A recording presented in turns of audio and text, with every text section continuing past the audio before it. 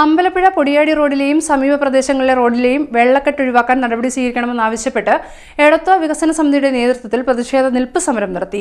President Isaac Edward ഉദ്ഘാടനം ചെയ്തു. അമ്പലപ്പുഴ പൊടിയാടി റോഡിലെയും സമീപ പ്രദേശങ്ങളിലെ റോഡുകളിലെയും വെള്ളക്കെട്ട് ഒഴിവാക്കാൻ നടപടി സ്വീകരിക്കണമെന്ന് ആവശ്യപ്പെട്ട് എടത്വ വികസന സമിതിയുടെ നേതൃത്വത്തിൽ പ്രതിഷേധ നിൽപ്പ് സമരം നടത്തി. ഈ സമരപരിപാടി ഇവിടെ സംഘടിപ്പിച്ചിരിക്കുന്നതിന്റെ ഉദ്ദേശം നമ്മളെല്ലാം വളരെ ആശയോടെ സ്വപ്നം കണ്ട അമ്പലപ്പുഴ തിരുവല്ല റോഡ് 2017 പണി പൂർത്തീകരിച്ചു കഴിഞ്ഞപ്പോൾ വളരെ ഭംഗിയായ ഒരു റോഡ് നമ്മൾ പ്രതീക്ഷിച്ചത് കിട്ടി. എന്നാൽ പിന്നീടുണ്ടായ വെള്ളപ്പൊക്കത്തിൽ നമ്മൾ കണ്ടു നെടുമ്പറത്തെ ആ 1 കിലോമീറ്റർ പ്രദേശം വീണ്ടും ഈ റോഡ് പൂർണ്ണമായി നമുക്ക് ഉപയോഗിക്കാൻ പറ്റുന്നില്ല. നമ്മൾ ഒറ്റപ്പെട്ടു പോവുകയാണ്. അതുപോലെ തന്നെ തകഴിപ്പാലത്തിൽ ഇങ്ങനെ ചില ഭാഗങ്ങൾ അത് അടിയന്തരമായി ഉയർത്തിയെങ്കിൽ മാത്രമേ ഈ എടത്വ പ്രദേശം ഗതാഗത സൗകര്യമാവുകയുള്ളൂ. നമ്മൾ കഴിഞ്ഞ ദിവസം കണ്ടു ബസ് ഓടുന്നില്ല, സ്കൂട്ടർ ഓടുന്നില്ല, ഗതാഗതം സ്തംഭിച്ചു. നമ്മൾ അത്തരത്തിലുള്ള ഒരു റോഡല്ല വിഭാവനം ചെയ്തത്.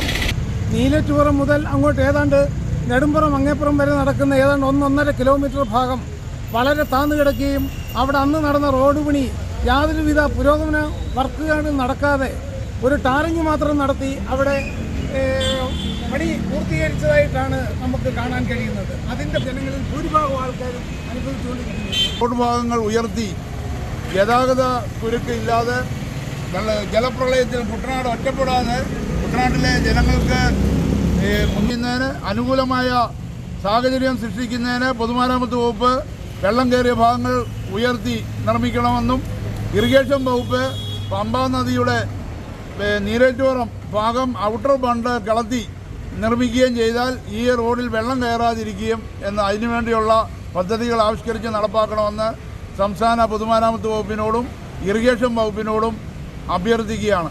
അമ്പലപ്പുഴ പൊടിയാടി റോഡ് ഇപ്പോൾ പല ഭാഗങ്ങളിലും വെള്ളക്കെട്ട് അനുഭവിക്കുന്ന മൂലം ഗതാഗത തടസ്സം നേരിടുകയാണ്. അതിന് ശാശ്വത പരിഹാരം ഉണ്ടാകത്തക്ക നിലയിലാണ് വിവിധങ്ങളായ സമരപരിപാടികൾ എടത്വ വികസന സമിതിയുടെ നേതൃത്വത്തിൽ നടത്തിക്കൊണ്ടിരിക്കുന്നത്. അതിന് വേണ്ട നടപടികൾ സ്വീകരിക്കണം.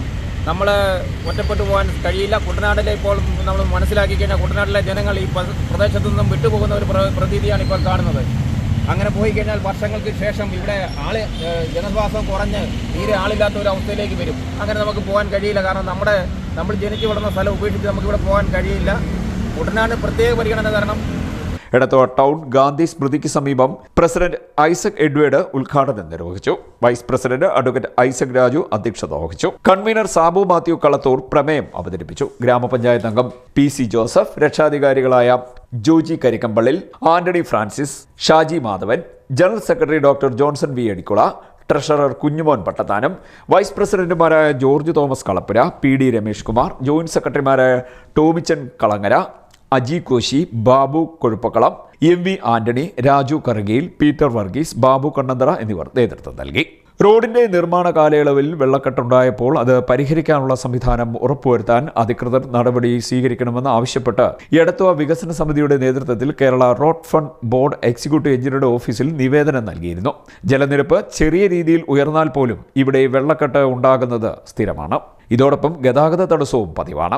ആലപ്പുഴ, പത്തനംതിട്ട ജില്ലകളെ ബന്ധിപ്പിക്കുന്ന ഈ സംസ്ഥാന പാതയിൽ ഉണ്ടാകുന്ന വെള്ളക്കെട്ട് മൂലം KSRTC സർവീസ് മുടങ്ങുന്നത് നിരവധി യാത്രക്കാർക്ക് ബുദ്ധിമുട്ടുണ്ടാക്കിയിരിക്കുകയാണെന്നും എടത്വ വികസന സമിതി ഭാരവാഹികൾ പറഞ്ഞു. CDNet news, Harippad.